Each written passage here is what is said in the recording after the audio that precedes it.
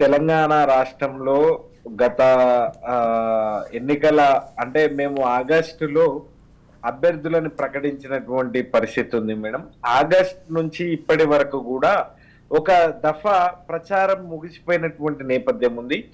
ముఖ్యమంత్రి కేసీఆర్ గారు ప్రతి నియోజకవర్గ కేంద్రాల లోపల ఇవాళ బహిరంగ సభల్ని నిర్వహిస్తూ ఇవాళటి వరకు మనం చేసినటువంటి 2014 నుండి మనం చేసినటువంటి సంక్షేమ అభివృద్ధి కార్యక్రమాలతో పాటు ఆ నియోజకవర్గానికి ఏ నియోజకవర్గానికి పోతే ఆ నియోజకవర్గానికి ఇచ్చినటువంటి నిధులన్నీ తీసుకొచ్చినటువంటి అభివృద్ధి కార్యక్రమాలన్నీ తీసుకురాబోతున్నటువంటి కార్యక్రమాలు ఏంది అనేటువంటి విషయాన్ని క్లుప్తంగా ముఖ్యమంత్రి కేసీఆర్ గారు వివరిస్తూ ఆ నియోజకవర్గంలో ప్రతిపక్ష పార్టీలకు సంబంధించినటువంటి నాయకులు కూడా తప్పకుండా ఉంటారు కాబట్టి ఆ వాళ్లకు అవకాశం ఇస్తే ఆ అంటే మన రాష్ట్రం అంధకారంలోకి నెట్టేయబడుతుంది.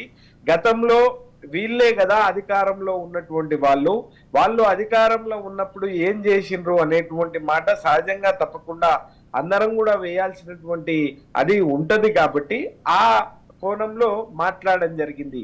ఏది రాయి ఏది రత్నము అనేటువంటి విషయాన్ని ఇప్పటికే తేటతెల్లం చేసుకున్నారు.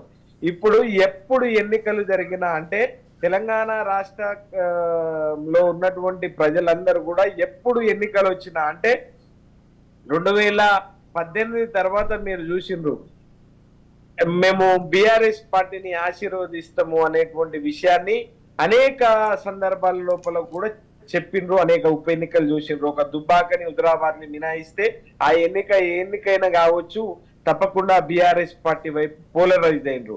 ఎందుకు పోలరైజ్ అయినరు అనంటే తెలంగాణ రాష్ట్రంలో జరుగుతున్నటువంటి able leadership, able government, stable leadership ఉన్నది కాబట్టి ఇవాళ వాక్శుద్ధి, చిత్తశుద్ధి, కార్యశుద్ధి ఉన్నటువంటి నాయకుడు ముఖ్యమంత్రి కేసీఆర్ గారు. కాబట్టి మన దేశంలో అనేక రాష్ట్రాలు ఉన్నప్పుడు వీళ్ళు కాంగ్రెస్ వాళ్ళు మాట్లాడుతున్నటువంటి వీళ్ళు కాంగ్రెస్ పరిపాలిత రాష్ట్రాల లోపల ఏ రాష్ట్రంలో 2000 రూపాయల పింఛన్ వస్తుంది అనేటువంటి విషయాన్ని సూటిగా ప్రశ్నించడం తప్ప